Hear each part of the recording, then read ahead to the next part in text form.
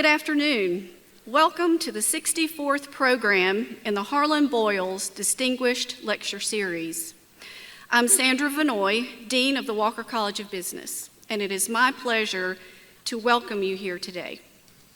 Our Boyles Lecture Series began in 1988 and was dedicated to Treasurer Harlan Boyles in 1991 in honor of his service to the state and citizens of North Carolina. An endowment fund was established at that time with the assistance of former U.S. Senator James T. Broyhill to permanently endow the series in Boyles' name. A native of Lincoln County, Harlan Boyles was elected to 6 four-year terms as state treasurer, and his name was associated throughout the state and the nation with fiscal integrity, hard work, and honesty. Both Treasurer Boyles and Senator Broyhill, through their involvement with Appalachian State University and the Walker College of Business, have left an outstanding legacy on our campus and positively impacted thousands of students and alumni. As a result of this series, students learn from and interact with high-level business executives on campus, including today's keynote speaker, Mr. Jamie Harris. It is now my pleasure to introduce our platform party. Today's featured speaker, Jamie Harris, whom you will hear more about shortly, Dr. Heather Holbert Norris, Provost and Executive Vice Chancellor, and Edward Boyles, Managing Director of Wells Fargo Securities and son of the late Treasurer Harlan Boyles. Now I am pleased to introduce Appalachian State University's Provost and Executive Vice Chancellor, Dr. Heather Holbert Norris. Provost Norris is the university's Chief Academic Officer and the university's second in command. Provost Norris joined App State in 2003 as a faculty member in the Walker College of Business's Department of Finance, Banking, and Insurance. She rose through the ranks, becoming the college's 7th dean after a national search in 2016. Under her leadership, the college renewed its focus on experiential learning, expanding opportunities for global and civic engagement, and emphasizing sustainable and resilient business practices. And it was then the college coined the motto, Business for Good. In February 2020, she was named interim provost less than a month before the global pandemic hit our nation and our university in earnest. Immediately, she began the process of leading our campus through the many challenges of teaching, learning, and conducting research during a global pandemic, and she was appointed to the role in a permanent capacity in 2021. Provost Norris's career has been characterized by her strong collaborative leadership and service to App State and the greater community, leading by example and fostering innovation and creative solutions. We are honored to have her with us today. Please join me in welcoming Provost Heather Holbert Norris.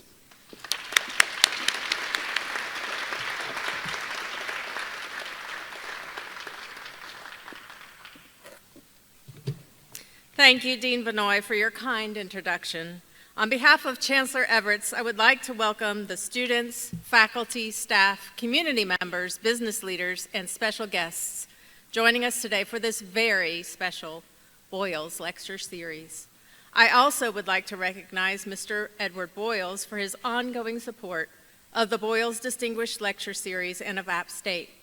He has been a great advocate and friend to the university for many years. Thank you, Edward. We are delighted that you have joined us once again for this signature event. Before I introduce our featured speaker, Jamie Harris, I'd like to take a moment to remember U.S. Senator James T. Broyhill, who played such an instrumental role in the establishment of this great speaker series.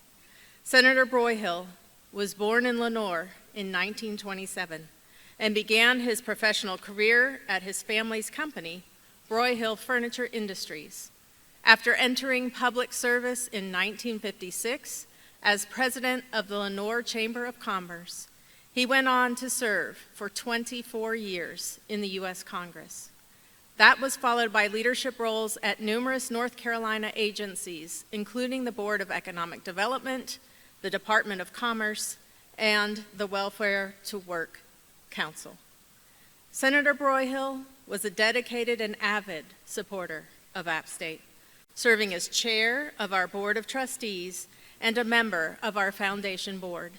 In the late 1980s, he partnered with Ken Peacock, then Assistant Dean of the Walker College of Business, to establish a speaker series that would bring outstanding business people to campus for a day of activities, including this key lecture. In April 1988, Broyhill Furniture Industries President and CEO Carl Gunter delivered the first address of the newly formed speaker series. 3 years later, Senator Broyhill helped develop a fund to permanently endow the lecture series to honor the late treasurer, Harlan E. Boyles. While the format of this event has evolved over the years, the founding vision for the speaker series remains the same. In 2000, App State named Senator Broyhill as an honorary Appalachian State University alumnus in recognition of his dedication and selfless service to our university. When Senator Broyhill died earlier this year, we lost a remarkable person and a one-of-a-kind public servant who left an indelible mark on our university and our state. It is now my great pleasure to introduce our featured speaker, Jamie Harris. Since earning his Bachelor of Business Administration and Accounting degree from App State in 1984, Jamie has built a distinguished professional career spanning 3.5 decades. After beginning his career at Ernst & Young, he went on to serve in a variety of leadership roles at public companies. He was Chief Financial Officer and then Executive Vice President for Business Transformation and Business Services at Coca-Cola Consolidated, the largest Coca-Cola franchisee in North America. He later served as the Chief Financial Officer and then Chief Executive Officer at Elevate Textiles, as well as the Chief Financial Officer and Treasurer for SPX Technologies. Today, Jamie provides strategic financial counsel as the Chief Financial Officer at RXO, a leading provider of asset-light transportation solutions with more than 7,000 employees. Even as Jamie has made his mark on leading companies, he has remained engaged in the life of App State, and he is deeply committed to supporting our educational mission. Jamie served for many years on the Business Advisory Council in the Walker College of Business, including as chair and vice chair, and he is now an emeritus member of that council. Since 2021, he has served on App State's Board of Trustees. As Dean Vanoy mentioned at the luncheon earlier today, Jamie was a star baseball player during his time at App State. He was a member of the 1984 Southern Conference Championship team and was named to the All-Southern Conference and NCAA Academic All-America teams. In his remarks today, he will share with us those transcendent leadership lessons he learned from the baseball diamond to the business world to the boardroom. Please help me welcome App State alumnus, business leader, board member, and dear friend, Mr. Jamie Harris. Let's give him a warm Mountaineer welcome.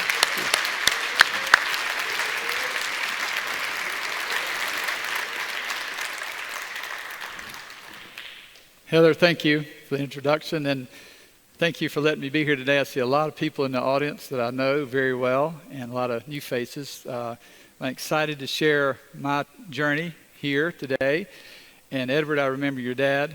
Thank you for what he did for the school and what he did for the state of North Carolina. His impact on the state as our treasurer for so many years is really what public service is all about. If you don't know about Treasurer Boyles, take a few minutes, go to the website and learn about him. He was an awesome leader. Also, there's a lot of great leaders at Appalachian State that would be worth your knowing about. A few of those for me have been people like my baseball coach, Jim Morris, who's actually not here today. He was planning to come. He had something come up. So when he watches this online, a special thank you to Coach Morris. my assistant coach, Roger Jackson, who helped recruit me here, and he's actually passed away a few years ago. I had some great professors like Jim Jones, Gene Butts, to name a couple, Harry Davis, who's here, Ken Peacock, who later became our chancellor, who's here and was a dear friend. They helped me be my best. This person right here, if you don't know him, is Jim Jones. I could not stand up here today and give any remarks about Appalachian without honoring this man. I had him as a professor. He did a lot of things here. You ought to go read his obituary if you want to know what Appalachian's best is all about. Again, I had him as a professor in 1983. We remained friends. The only thing I can tell you about him, I love this guy. And without him, I wouldn't be here today for sure. When I got on the board of trustees, he called me, and he was 91 at the time. To say, congratulations. I think his exact words were, can you believe it? When you got here, you're just an old baseball player from Reidsville, North Carolina, and now you're on the board of trustees. And if you know Jim, that's as close to a compliment as you might get. But he was a great man, so I would encourage you to learn about him. But there are a lot of people who helped shape me and know what I could achieve. They were tremendous encouragement to a young man who arrived on the mountain from Reidsville that was very naive. And I'm not unique. They did that for a lot of people here while I was here. And for the current students, whether you know it or not, they're doing it for you right now as you speak. There's something about, I believe, the hunger of the student who chooses to come to Appalachian that's just different. And the people here, I found, love that hunger, and they go out of their way to invest in the hearts and minds of young people to help them be what they can be. I'd also like to thank Speaker Tim Moore and the House of Representatives for appointing me to the Board of Trustees. It's been a great honor. I've loved the role. I've enjoyed the partnership with other board members, and especially I've enjoyed the partnership with Chancellor Everett. She and her team to serve this university well, and there's a lot of good stuff going on at Appalachian. If you, just to name one, drive down 321 and look at the ASU Hickory campus. Big, nice sign on the building as you drive through town. Two special call-outs I want to make today that folks from her team. First is Sandy Vanoy. She's doing a great job of leading the business school. You do a great job serving the students. And the second one I'll call is Doug Gillen, our athletic director. Thank you for the commitment you have to all the athletes here. And I will emphasize the word all, and I have that in my mind in capital letters. All the student athletes know you care about them, and that's important. So thank you for that. A few points before I get started. I'll borrow a point made from my good friend Jim Morgan over here when he spoke at this event in 2009. I think his exact words were, my remarks are made primarily with the students in mind. Hopefully everyone enjoys them, but the students are the target audience. Next, a little about me and my background. So as Heather said, I'm currently Chief Financial Officer of a publicly traded transportation business called RXO. We call ourselves a high-tech, asset-light transportation broker. What we do, we use technology, industry knowledge, and customer relationships to really match a shipper's transportation needs with carriers who are looking to haul freight. If you drive down 77 or Interstate 40 and you see an 18-wheeler, it's very unlikely you'll see our name on the truck, but there's a very high likelihood we match that shipper and that carrier together so they can move that freight across the country. We're traded on the New York Stock Exchange. We're about $5 billion in revenue. We have a market cap just over $2 billion. I joined the company last fall to help them do a spinoff from their parent company, a company called XPO Logistics. Actually, when I was approached about the job, I said no the first time because I was actually very happy with the role I had. But I knew the company just from having been as a shipper at Coca-Cola before, was intrigued by the business and liked the ideas of what they were doing and the fact that I thought they could grow nicely. I was also pleased by the culture of the company. I liked the team, and since joining the team, I have found them to be genuine, hardworking people who are very customer-focused, all the things that you got to have to be successful in the business world today. And you know, often speaking of culture, you hear companies, you may have worked for a company that talks a good game about culture, but the actions don't match the words that they say, or maybe the words that they put on their website or on the wall. You'll hear a lot more about that later.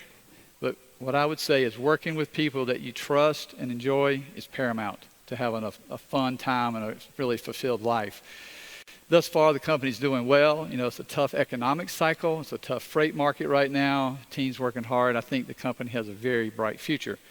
But the leadership principles I'll share today certainly apply to my current company, RXO, but I think they're applicable for any organization. Before you hear my story on leadership, I think it's important to know a little bit about who I am.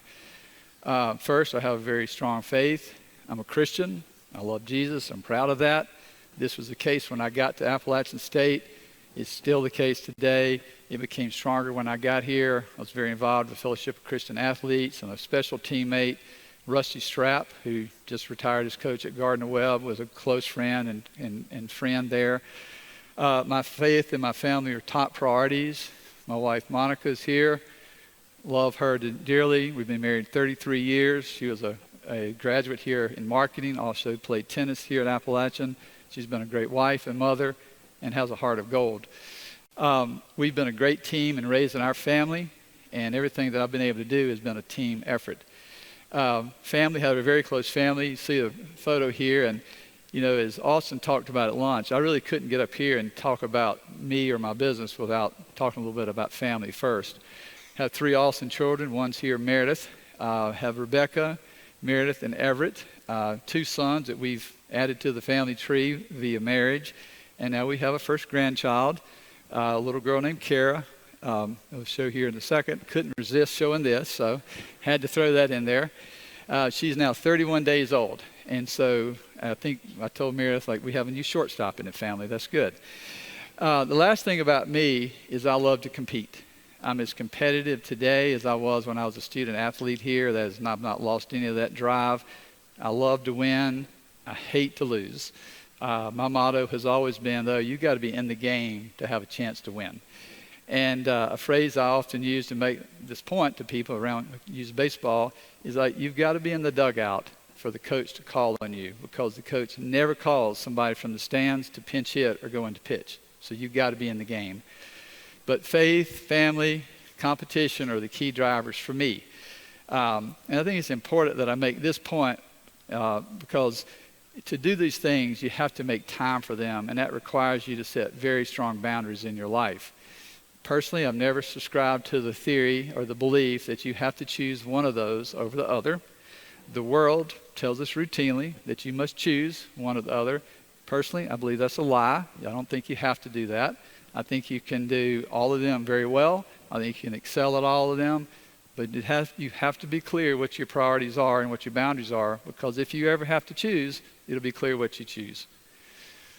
My faith, my family, and my competition really converged when I stepped foot on this campus. I came from a very modest upbringing. My sister and I had very high expectations from our parents for an education and hard work in academics. My parents' counsel always was to work hard, give your best, and trust God. My mother was extremely smart. She grew up in Surrey County, up in Elkin. She's very well read. She was valedictorian of her class, had great musical talent. She wanted so badly to attend college and study music. But her family was really too poor. She couldn't afford to go to college. The same for my dad. He couldn't afford college either. In fact, he had a health care emergency when he was growing up, and he didn't even get to graduate high school. He chose to do something very different, and much more important, he actually served our country in the Army in the Korean War. My sister and I were both, my sister's here, thank you for coming, first generation college students. Ironically, our mother went back and I guess technically became the first generation college graduate. She went back to school and at age 55 got her degree in music, which I think is awesome. I developed a very strong work ethic and values. I grew up on a very small farm in Rockingham County. I love where I grew up. Growing up on a small farm is fun. It's a lot of hard work. You mainly learn hard work through the School of Hard Knocks. You learn a lot of life lessons. Whenever I'm asked, where are you from, I always answer very specifically. I always say, I'm from Reidsville, North Carolina, in Rockingham County, but I now live and work in Charlotte. The reason I answer that way is I'm very proud of my roots. I love where I grew up, and in my heart, that's still my home. As a young person, I love sports, as Coach Holcomb can tell you. I think, a pretty good athlete. I had a lot of options when I graduated high school to go play a sport, either basketball or baseball in college, but I had zero idea what I wanted to study. I knew one thing: I wanted to be able to play college sports. And so I was passed over by a lot of the bigger schools. I was too something, I was too short, or I was too slow, or I hit too few home runs. I say I was, quote, too something. And I didn't like hearing that, but they were probably right. At least they were right when I got here. They certainly didn't measure my competitive drive, and they certainly didn't measure my heart, and they certainly weren't right when I left Appalachian. But Appalachian gave me the best chance athletically to play at the highest level against the most highly ranked teams in the country and to play on a national scale. But as I was telling Doug yesterday, baseball is the only reason I came to Appalachian. I knew very little about the school. I'm kind of embarrassed to admit this, but I did. I knew very little about the school, but I wanted to play sports here. Now, having said that, after I graduated, I was thankful I came to Appalachian for many, many reasons, none of which was on the list when I came. But Appalachian has been a huge part of our family's life. As I mentioned before, Monica played tennis here. I found this in the archives and couldn't resist. But she played tennis here all 4 years. Her parents came here. Her father played baseball here back in the 60s. What I'll call our godmother graduated here in 1922 from what was the Appalachian Teachers College. And we had I have a niece and a nephew that came to Appalachian. And even all my kiddos went somewhere else to college to play a sport. They have a long history here. This is an alumni baseball game with my two girls. Meredith loves the bowl cut. She didn't like I showed this picture. And Everett, next photo, my son was actually the bat boy here for several years when Coach Pollard was here. So we have a long history at Appalachian. And you probably figured out, I love the game of baseball. I think it's such an interesting game. I think it's very kind of intellectual. It makes you think a lot about strategy. It's a great relationship sport. I loved playing here. I was so proud to wear an Appalachian uniform. I still have my uniforms framed and hanging in my office at home. And I remember the first time I ever was asked to sign an autograph after a game. I told Coach Jackson, our assistant coach, how cool I thought that was. He quickly gave me some good feedback. He said, I hate to break it to you, they don't want your autograph. They want the autograph of the uniform. You just happen to be wearing it today. But that was a great lesson for me that this place, Appalachian, is so much bigger than one person. It's all about this school. After ASU, I did not pursue playing professional baseball. People say, why not?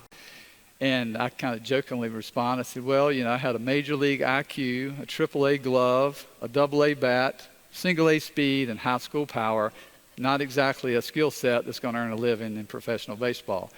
So I had to make a different decision. I had to go into the business world, which I did, and I've enjoyed it immensely. I've been able to work for some great companies, as Heather said, the Shelton companies, Coca-Cola, SPX Technologies, and now RXO. Appalachian's current baseball coach, Kermit Smith, posted this on Instagram and Twitter when I was appointed to the Board of Trustees. And I think the caption kind of sums it up, where he came from and kind of what's going on now. And when I look at this, I look at the caption kind of reminds me of my relationship with this school. From my childhood in Rockingham County to playing on a nationally ranked baseball program to being able to study and learn inside the Walker College of Business to the family connections that I have to Appalachian and now on the Board of Trustees, Appalachian's really been a constant throughout my life, and it's been great. Today, I'm going to share some lessons that I've learned along the journey from being that naive kid on the left side of this photo to the person that's on the right and who I am today. And through my journey to Appalachian, while here and after leaving, has been hugely shaped by the experience I had playing baseball here, being part of the athletic program, and also being part of the Walker College of Business. So I thought it was only fitting that I titled my discussion, Lessons in Leadership from Baseball to Business. Now, I know some in the audience may be misguided and not like baseball. They even think it's boring. But in all seriousness, it's a great sport. But whatever your passion is, just substitute what you love to do into my analogies for baseball, and the leadership lessons you'll find are very much the same. First, as you hear my discussion, I'll share some personal experiences and some stories about playing that I think are very applicable to leadership in business. First thing I'm going to cover is boundaries. I started here because boundaries really, I think, define everything. It's foundational. Without good boundaries on a team or in your personal life, really everything else becomes somewhat chaotic. If you look at boundaries, baseball has very specific boundaries. It's got baselines, it's got an outfield fence, everything's geometrical. It's called a baseball diamond for a reason. There's specific 60 feet, 6 inches from the pitcher's rubber to home plate. Everything's got its boundaries. That being said, there's also a lot of room for creativity in baseball. If you look at some of the stadiums, Fenway Park's got the green monster, Wrigley Field's got the ivy on the wall. We've got one of the best baseball fields in America right up here at Appalachian. And so, but just like baseball, business has tons of boundaries as well. But it also leaves you a lot of room for personal growth and development. The application here, personally, know your boundaries, but most importantly, set your priorities straight. In business, there's tons of boundaries. You've got ethical and industry expectations, you've got the rules, you've got the industry, you've got accounting, financial principles you have to follow, organizational structure you have to follow, but entrepreneurial spirit is a must if you're going to succeed in business. Some boundaries are requirements, some boundaries are nice to haves, but it's very important you understand them. Most importantly, it's very important that you know who you are and how you fit in those boundaries. Who you're working with, if your culture is a fit with that culture, and the two of you mesh well. For those of us in leadership, what values are we setting as leaders of a company? The culture we set in a business is very important for the company's future, but it's also going to impact the lives of many people, employees, and their families. My strong advice on boundaries: clearly understand the culture and the boundaries that are around you, and set your personal and professional priorities so that you can have a crucial and successful fulfillment of your personal and professional career. The next topic in baseball is practice. Athletes train their body, their mind, and their emotions very, very hard to be able to perform under pressure. Under stress, a person always reverts back to their core behavior and their core characteristics. To be elite, the science says it takes at least 10,000 reps to be elite.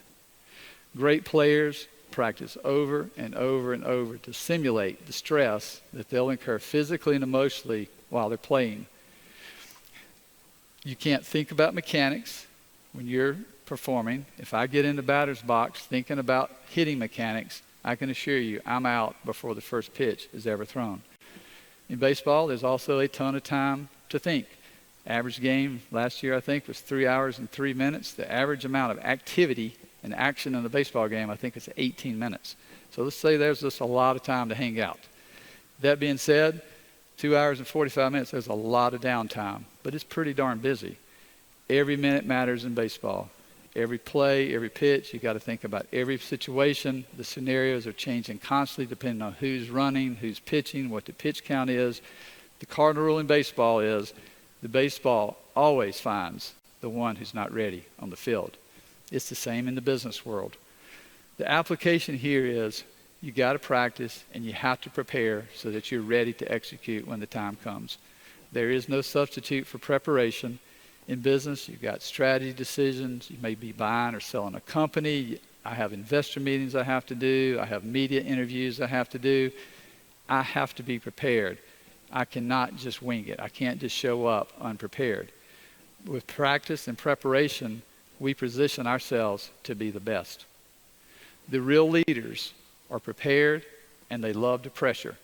They thrive because they're fundamentally sound and they're mentally and emotionally ready for the moment. I believe this separates the elite from the average in the business world just as it does in sports. Third topic, conditioning. Seasons are long. The athletes have to take care of their body. College baseball, as an example, fall practice starts, you get back from school, it goes through fall break, spring practice starts in January, games start in February, you finish in May, win the College World Series, you play in through June, play summer ball, probably 100 games a year these guys are playing. They have to be in shape. Fans see athletes during the games. They don't see them off the field. In season, excluding travel, it's at least a 40-hour-a-week job. That's plus academics. And despite the world we live in today, they're still called student athletes for a reason. It's awesome. I loved it, but it takes a toll. If you don't think it's emotionally hard to be an athlete, try going and study for a test or writing a paper the night after going 4 for 4 with a home run because you'd like to go out and celebrate. Or worse, you go 0 for 4 with 3 strikeouts, you want to go hide under the bed. It's a long season, but it takes a toll, but you have to be prepared and you have to be in condition to win. The application here in business, your personal health and wellness is a must. It must be a priority. I think about conditioning, physical conditioning, general health care, nutrition. Personally, I am much more effective at my work when I work out hard, when I eat healthy, and when I get to go do the things that I enjoy that kind of energizes my mind. I work out 4 to 5 days a week, a couple hours a day. I seldom miss. It's the first thing on my calendar. When I start the year, it's my time to work out. I have rest days are also a priority. I do a lot of cardio. I lift. I take care of my body. You say, why so intentional? First reason is I want to be sharp mentally, and I'm much better mentally if I feel good and from a physical standpoint. Secondly, I still like to compete, and I try to avoid getting hurt. Plus, at my age, I still like beating up on the younger guys who think they're better than I am. Being strong physically, though, is something that's very important. As I get older, the wear and tear of just getting older is important, and I want to be strong. And if ever faced with a real healthcare crisis, I want to be strong so I'll be able to fight that. Nutrition, equally important. About 15 years ago, I attended a week-long executive leadership training out in Colorado Springs. We spent the entire first day talking about this topic, wellness. We spent the entire afternoon talking about nutrition. Their takeaway quote that they gave us was, to excel in business, just as an athlete, you must eat to win. I also have Crohn's disease, so this intestinal thing I have is just in my DNA. So good nutrition is extra important for me. My strong recommendation on this application, set physical condition and good nutrition as a priority. Build a great habit, especially as you're young. You will position yourself to win in the business world, but more importantly, you'll position yourself to win in personal life. Next thing, baseball, bad hops happen every day. As a hitter, I love the bad hop because I had a better chance to get on base. As a defender, you hate them. Regardless, you got to expect them. You got to prepare for bad hops. As a fielder, you got to kind of know your surroundings. You got to read the spin on the ball. You got to move your feet. All these things just in case you get a bad hop. The business side, little story, the first ground ball that I ever got, I was playing for Coach Holcomb. I didn't do it very well. I fielded the ball where the grass meets the dirt, which is a no-no in baseball. Ball hits me right in the nose, caused a big mess. After it got cleaned up, Coach Holcomb came. He said, well, you just learned the cardinal rule of baseball. He said, you either attack the baseball or it's going to attack you. The business application here, be ready for the unexpected. There are new surprises in the business world. I will say every day, every minute. If you're unprepared, the unexpected will dominate your time and will take your focus totally away from what you're trying to do. You must anticipate. You've got to have capacity in your schedule. If you're prepared, you can manage the unexpected in a very routine manner, and you can showcase your abilities. What I would say, remember here is, in baseball, the great players always make the bad hops look routine. In the business world, the great leaders make the unexpected circumstances just look normal. The next thing to talk about is curveballs. A lot of people talk about curveballs and bad hops like they're the same thing. Keep in mind that bad hops is those unexpected challenges, kind of the bad luck. The curveballs are very intentional. Remember, the pitcher's like really trying to get you out, so he's trying to fool you. Lots of players can hit fastballs in baseball. Only the best can hit curveballs. It separates the great hitters from the average hitters. First time I ever saw a college curveball, Coach Jackson, our hitting coach, was there. Didn't do very well. I think I struck out on 3 of them straight. I asked him to help me out a little bit, and he explained it very simply. He said, you got to keep your hands back, see the spin on the ball, but you better figure this out soon because you cannot play at this level if you can't out-hit a curveball. That is just an expectation. The application here for in business, learn to excel at the difficult. If you do, it will separate you from just being average. In business, your competitors are trying to beat you. You may be competing for a new job or a promotion. You may be competing and in consideration for the CEO, the CFO job. Show that you want the tough assignments. Prove that you can handle the difficult roles. Companies that do this usually win. Leaders who do this are always selected to do the most important roles and have new opportunities. You have to plan capacity in your life to deal with unexpected because it will happen. Remember, curveballs come from competitors. They come from a friend or a teammate. They may come from somebody who's just trying to test you to see if you can handle it. It's very important. Learn to excel at the difficult. And if you do, you separate yourself from just being average. Next, adversity. Austin talked about this today at lunch. Baseball is a game of adversity. Best hitter of all time, I think, hit 366 was Ty Cobb. Last year, the major league average was 243. So the best baseball players in the world made it out 75% of the time. So it's a game of failure. Coach Holcomb used to tell me when I was young, he said elite hitters have 3 things in common: great eyes, great hands, and an extremely short memory. And the most important one of those 3 is a short memory. With adversity, that short memory is important because you have a choice. You can dwell on that adversity, or you can use it and you can own it and you can grow from it. The application is adversity is always around the corner. Turn your tough circumstances into an opportunity. You got to have the capacity for adversity. You got to learn how to handle it. The Bible speaks about this often. There are many examples in the Bible where it talks about adversity and trials and tribulations coming to people and how it builds character if you let it. You may have heard the old phrase, most people are either in a crisis, leaving a crisis, or getting ready to enter a crisis. I find that to be so true. You have a choice, though. You can own your adversity, you can use it as a motivating tool, or you can allow yourself to kind of feel like a victim. My advice to my kids, Meredith probably remembers me saying this hopefully a time or two, but you have adversity. The first person that you need to talk to is go talk to the person in the mirror.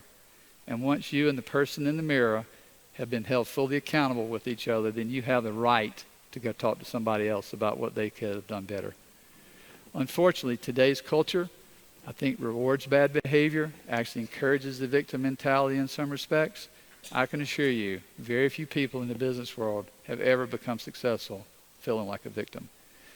The principle here, turn your adversity into opportunities. Next, my wife's favorite topic, umpires. They make bad calls, right? They're human. Sometimes they're really pretty bad. Most of the time, I think they do a really good job. Keep in mind, a bad call for one probably feels like a good call to the other team. Most importantly, though, they are the authority figure of the game, and whether you like them or not, they got the final say in a baseball game. My funny baseball story about umpires here at ASU, there's a guy here in town, some of you probably remember John Holler. He was a legend in baseball and football. He actually played in NFL for a few years. When I met him, he had a lot of football injuries, and literally he could barely walk. And based on some of his umpiring calls, I'm not sure he could see very well at the time. But my first fall up here, I was hitting, and he called a terrible strike 2 on me and put me in the hole. Oh, no balls and 2 strikes. I gave them the old, you missed that call look, ump, and I ended up striking out. My next time up, I was leading off the inning. And John walks up and he says, "Hey, number 10, I missed that strike too, did I?" I said, "Yes, sir, I thought so." And he said, "Well, I thought so too." He said, "Tell you what, take the first pitch, strike, I'll make it up to you, and we'll get back even." So he did that. The catcher didn't like it very much, but that's what he did. Well, I was like, wow, I don't think I've ever seen umpires like that before. But the lesson was I treated him with respect. He showed me some compassion. The application here, though, is own your outcomes. Don't let a bad call define you. In your life, in the business world in particular, somebody in authority, a boss, maybe a friend, maybe a peer, maybe a company is going to make a decision that's going to affect your life negatively. Occasionally, the decision maker will be compassionate like John Holler was in that particular example. Most of the time, they're not. Most of the time, you're going to have to own it and just deal with it. Treat them with respect, and you got a chance for the compassion. Build cushion into your life so that a bad call doesn't determine your outcome. Learn how to handle bad calls. Stay focused on your purpose.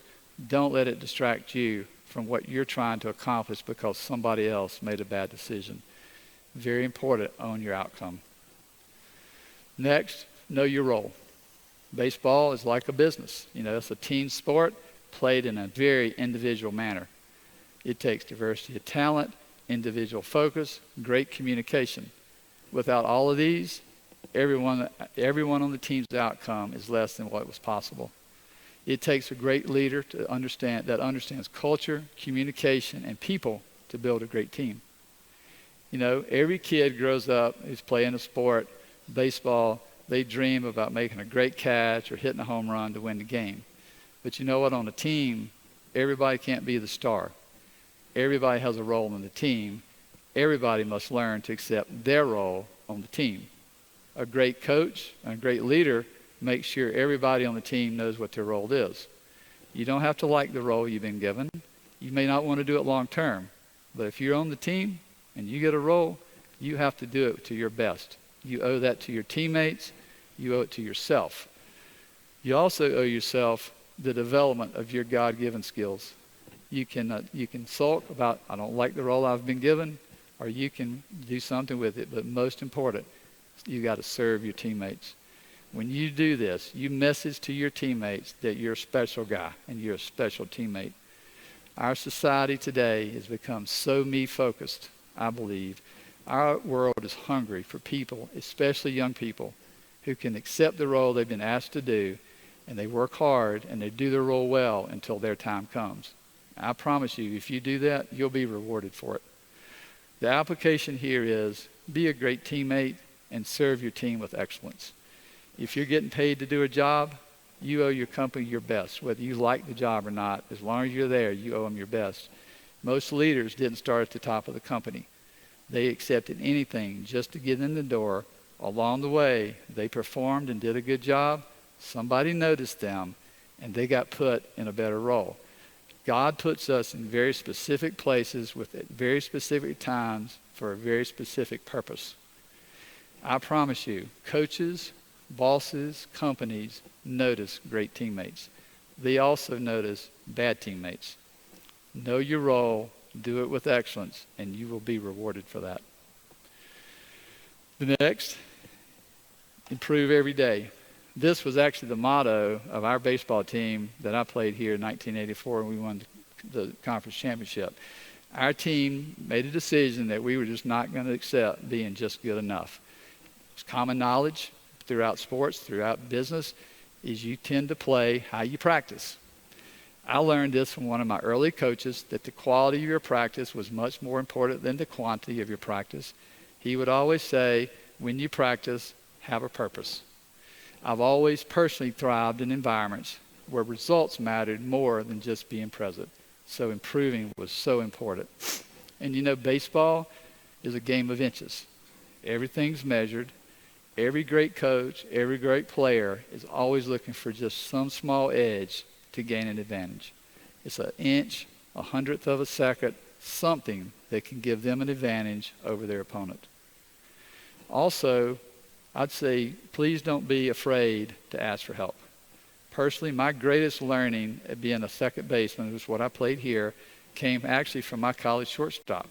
He was very good. At the time, he could handle a glove much better than I could. He did things I really hadn't learned to do before. I could have been very prideful and embarrassed to say, to my shortstop, hey, how about helping me be as good as you are?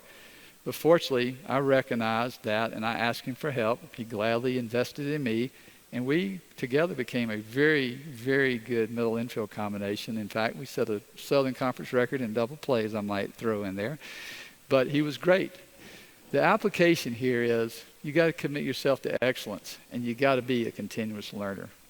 Leaders love learners, people who want to grow and want to learn and get better. To be a great leader, you must be a continuous learner because the world is changing rapidly every day. So you have to be constantly learning. In today's competitive world, everybody, every company, every person has somebody that's trying to take your spot. So you have to be getting better. When I'm hiring or promoting somebody, the number one attribute I look for is somebody who has what I call intellectual curiosity. I want somebody on my team that they just want to know how things work, that I don't constantly have to push, I don't constantly have to ask all the right questions. They want to know just because they're intellectually curious. My advice on this topic is observe, be a listener, and commit to being a continuous learner. Next, pretty simple, be ready when your time comes or when your number's called. You know, baseball is business. Whoever's producing is going to get in the lineup. Whoever's not, they're going to be watching. Hitters get hot, hitters go into slumps. There's somebody working hard right now to take your spot when you go into a slump. My time at ASU came a couple of times. First time, I wasn't ready. I got here my first year, I had a chance to start at shortstop. I certainly had the glove, certainly had the speed, had all the physical tools, except my arm was not ready to play college shortstop. So I didn't do very well. It took some time and actually a lot of work. The coach gave me a shot to play second base. I had never played second base before. So I had to learn second base before practice and after practice on my own with one of my teammates hitting me ground balls to get another shot. I remember like it was yesterday. I was at UNC Wilmington in the locker room when coach called my number to start second base. I never came out of the lineup again, because that time I was ready for it. And so you got to seize the moment. Point here, the application here, you got to plan your strategy, know where you want to go, and seize the opportunity that will be presented to you. Have a vision for who you want to be in life, where you want to be in the business world. You got to do the work to physically prepare to get there. Patience is going to be involved. It takes time.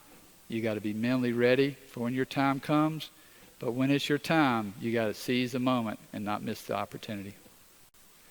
The next topic, the little things. There are a lot of jobs in baseball. Everyone, some jobs, everybody sees. They see who pitches, they see who's hitting, they see who makes the error, who makes the great play. There's a few jobs that nobody sees or nobody notices. Backing up a throw is one of those examples in baseball. Every fielder has a job to do. Few people notice that until there's a bad throw, and then everybody notices. My best example when I played here, we were playing Marshall my senior year. We were playing at Marshall to clinch the Northern Division Championship.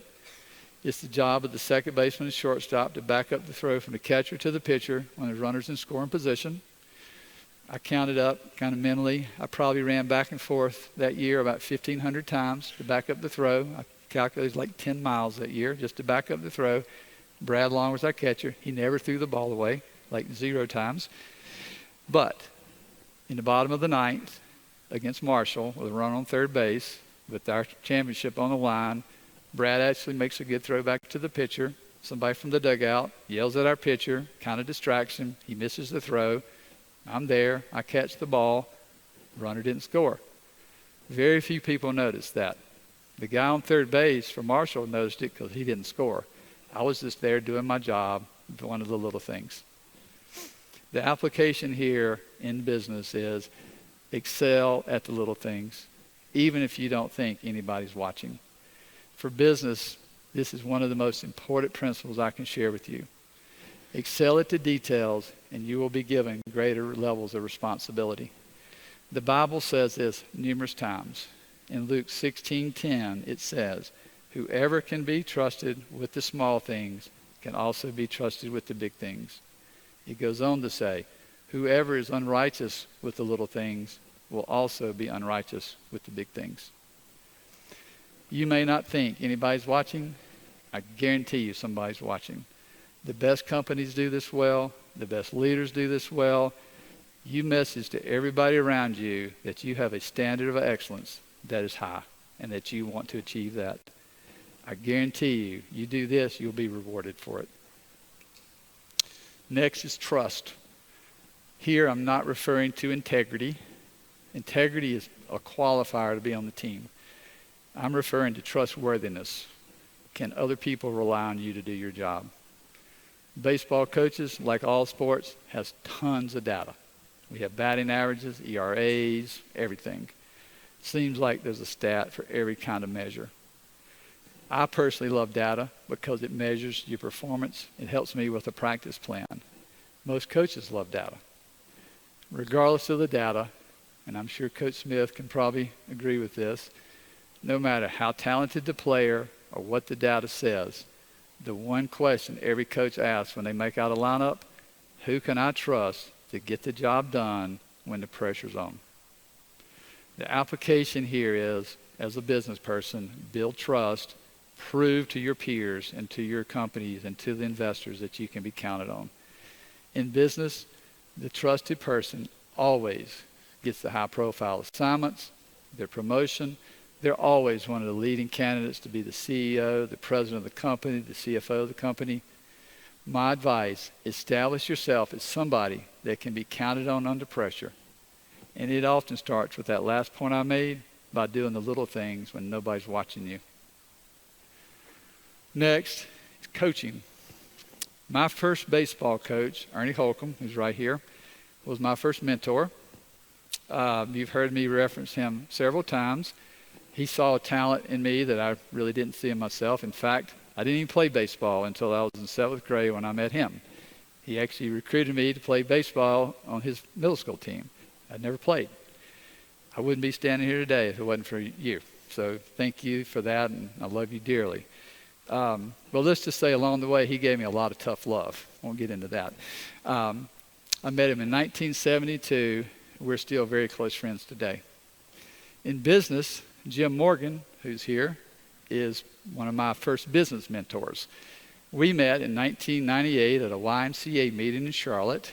In the past 25 years, we've talked regularly. In fact, there's probably not been more than a couple of weeks that Jim and I either haven't talked, had lunch or breakfast together. We actually serve on a board together now, so it's still a thrill to be able to work with him. He's also been particularly helpful to me balancing my life priorities of my faith, my family, and my business, because he was an example of someone who did that very well in his life. My coaches also passed along to me their love of coaching. This year, 39 years later, is the first year I have not coached a baseball team or a fast pitch softball team since I graduated college. I've coached several teams before we had children. I coached every team my daughter Meredith played for until she got to college and played at UNC Charlotte. I coached every team my son played for until he got to his varsity high school team at Charlotte Christian and now at NC State. To put this in perspective, Meredith and I counted up recently. We were on the softball field together as a player and a coach during games over 900 times. That's plus practice. Everett and I counted up. We've been on the baseball field together as a player and a coach over 300 times plus practice. Now, fortunately for Rebecca, who played tennis at James Madison, I didn't know a lot about tennis, so she didn't have to deal with me coaching very much. But we logged a lot of miles together traveling to tournaments.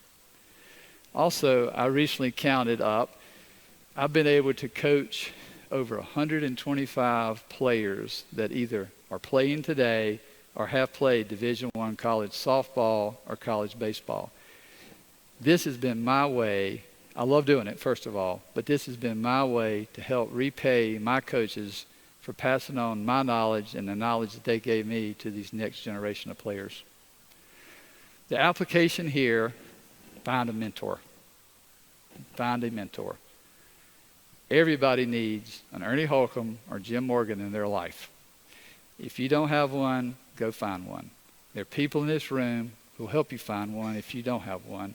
Somebody will be thrilled to be your mentor.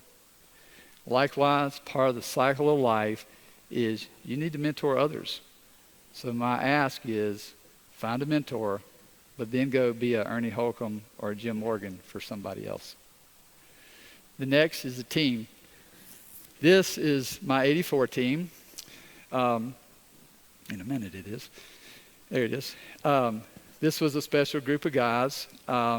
Put this in perspective, we were 35-7. We won the Southern Conference Championship. We were the first team in Appalachian's history. We were ranked in the top 30 in collegiate baseball. We were one of the 5 winningest programs in the NCAAs nationally from 1982 to 1987. Also, to put this in perspective, we had 3.5 scholarships. The max, I think, was 11 3/4. We had a very small budget. We had no lights. We had no indoor facility. We had no tarp for the infield. We had a lot of rain. We had a lot of cold days, and we were the grounds group. But this group came to this school from a lot of different backgrounds. Many, because like me, they came here because they were too something that the big schools really didn't want. But we bought into the ask from the coaches. We loved the legacy of the school. We loved each other's teammates. We sacrificed for each other on and off the field. We had very little conflict on our team, and we pulled together with a common purpose. We bought into the belief that we could compete at Appalachian State on a national scale. My biggest testimony, though, to this team is 39 years later, we're still very close friends. We still have a text string that Coach Smith actually is on that we talk a lot. One of my teammates actually texted me last night and saw I was doing this and, said, hey, do a good job and, congratulations. But we still talk to this day, almost 40 years later. We were a testament to what a team does. Today's culture likes to celebrate a lot of self-promotion, a lot of selfish behavior. Despite this, great teams still win. Culture still matters, and it still wins. And I promise you, it's more fun to play with people you enjoy being around than to play with folks that you don't enjoy. ASU proved this in 2007, if you remember, when we went into the Big House and beat Michigan. And we did it again last year when we went in to beat number 6, Texas A&M. Doug Gillen, I think you might agree, Appalachian does a pretty good job winning on team and culture over the big guys, don't we? The application here, you have to build a winning culture. Culture wins in business just like it does in sports. It doesn't have to be flashy, doesn't have to be fancy, but it must be authentic. Humility and respect for others is also a must. You can be confident, but you can also be humble at exactly the same time. As a leader, you own the culture for your organization, whether it be the team or the whole business. You owe your team honesty, you owe them clear communication. But for a team to win and a company to be successful, everybody has to own their piece of the culture. Post-game. This is a point that a lot of people forget or ignore. But when the game is over, your job's not done. The results matter. Reflection is also very important. What I always think about is I want to celebrate the wins, I want to study my losses, but then I want to move on to the next thing. Stats also matter greatly. They tell a very clear story about your performance and what to go work on. I always wanted to know my batting average on all the pitch counts, all the types of pitchers, righty, lefty. I just wanted to know that because it gave me a plan to go practice on so I could get better. They tell a very good story and a roadmap. The application here is, like baseball, business results also matter. I still remember my finance class with Harry Davis. I learned how to read an income statement, estimate a cash flow, measure return on investment, or what I'll call ROI. All companies measure return on investment. It helps measure absolute as well as relative performance. Businesses use it for everything, to buy or sell companies, how to allocate their money. Money managers use it to want to buy a stock, sell a stock. We all use a return on investment in some form or fashion. On a personal level, the key question is, how do you measure your return on investment? How do you measure your return on investment on your life? I can answer part of this. The I, or the denominator in that formula, is your time. Your time is a precious commodity. It goes by very fast. Only yesterday, I was sitting in the audience listening to somebody else up here speak, it feels like. The old saying, the days are long, but the years are short, is such a true statement. What I cannot answer for you, you have to answer for yourself, is what is your R in that formula? For me, I have several R's. In my business, at RXO, my R is to help us be a great company, to provide our shareholders a great financial return, to provide our employees a great place to work, a place that they can have growth, fulfillment, and a lot of opportunities. On a personal level, I'll take you all the way back to where I started, my boundaries and my priorities. My most important R's in my life, I discussed earlier, is my relationship with Christ and my future heavenly treasures and my family. I measure this personally, how I live out my faith and the time and closeness that our family has. I want people to know that these are my priorities by my actions without ever saying a word. I strive personally to be the same person no matter who I'm with or what I'm doing. Quick story to conclude. 2017, I was hosting a panel. We had been doing a lot of acquisition work at the Coca-Cola Company. We had been in the news a lot. Somebody in the audience raises their hand and says, hey, what's your greatest accomplishment this year? And I said, well, first of all, this year we completed more than 20 acquisitions at the company. Over the last 3 years, we've doubled the size of the business, and when we're all said with this work that we're working on with our buying companies, we'll have tripled the size of the business. I said, but my most proud stat this year, I saw all of my daughter Rebecca's 25 college tennis matches. I saw 50 of Meredith's 53 college softball games. I coached my son's middle school baseball team and his summer baseball team. I said, my personal return on investment this year was awesome. In fact, it was immeasurable. My challenge to you, determine how you will define your return on investment. You have to go figure out what your R is, and you have to go make sure you use your I very wisely. Our world needs leaders from the younger generation. We need strong, highly ethical, passionate leaders everywhere. We need them in the business world. We need them in higher education, coaching, teaching, the ministry, government, name a spot. We need highly ethical, strong leaders. Students, for you specifically, you are the next generation of leaders out there. You are the world's future. Please go use your God-given talents and become a leader, just like I described, in whatever field of study or field of profession you go do. I promise you, if you use the tools that I shared today, your journey will be rewarded. And when you measure your return on investment, you'll look back and you'll declare it awesome. In fact, it will be immeasurable, just like mine's been. So, thank you for having me. I very much enjoyed doing this, and thank you for listening. Thank you.